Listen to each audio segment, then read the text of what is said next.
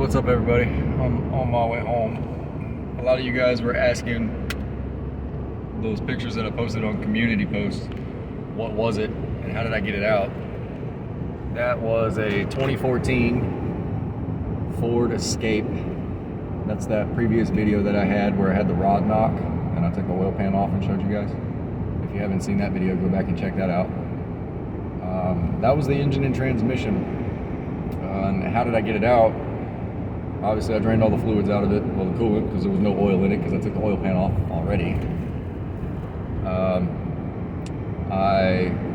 While it was down on the ground, I disconnected the harness that goes into the battery junction box, which is the fuse box on the driver's side. That runs down to the PCM, which is in the left fender well. I unplugged it from the PCM and just unplugged everything from there. I undid my coolant hoses from the radiator and I undid the charge air cooler hoses.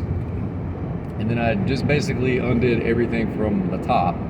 I took the two AC manifold lines off and then I raised the vehicle up and I took the lower ball joints out of the control arm.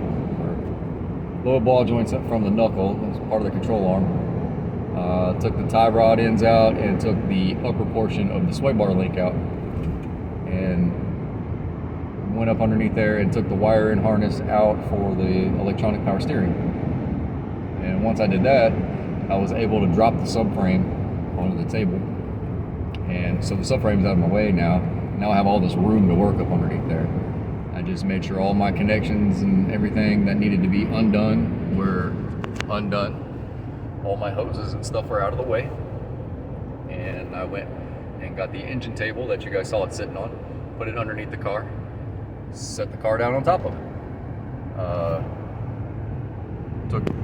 Took the nuts off for the motor mounts and everything, made sure everything was good to go. I got on one side, Senior Master got on the other and was raising the car, and then we had another tech on a stool looking up in the top to make sure everything was disconnected, just raise the vehicle up.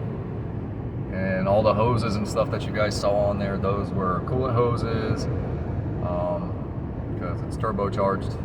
So there's coolant hoses, they just sit across the top of the transmission. It goes to the thermostat, it goes to the oil cooler. There's a bunch of little coolant hoses. And a lot of it was all the main wiring harness. So once I got it out, I undid all my wire connections and everything and moved everything over to the transmission side. Took the starter out, took the torque converter nuts off, and then I took the rest of the bolts out and separated the engine from the transmission. Put the new one up on the table, got it all lined up, put everything back together, put the torque converter nuts in there, and I put some of the bell housing bolts in there to just kind of hold it together, and I'll finish all that up tomorrow, and then I'll put the starter in and then just work backwards from what I did taking it out.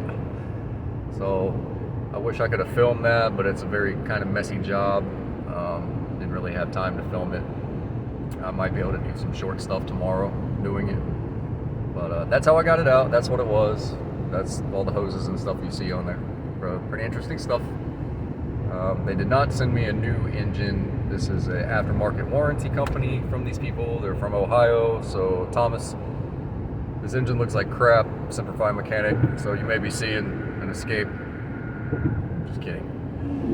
The engine does not look all that great, but they're from Ohio and they're out of town and they're waiting for their engine to get put in, and I just got it yesterday, day before. So that's what's going on with that. And I appreciate it, you guys. I love you, and I'll see you on the next ones. If you got any questions about that, let me know and I'll answer them in the comments for you. So that was the subframe moved out of the way, the engine and the transmission sitting on the table so I could split them apart and put the other engine up there and then work in reverse and set the car back down on top of it. Put the subframe back in, put everything back together. That's basically how that's gonna work. Anyway, I love you guys. I'll see you on the next one, okay?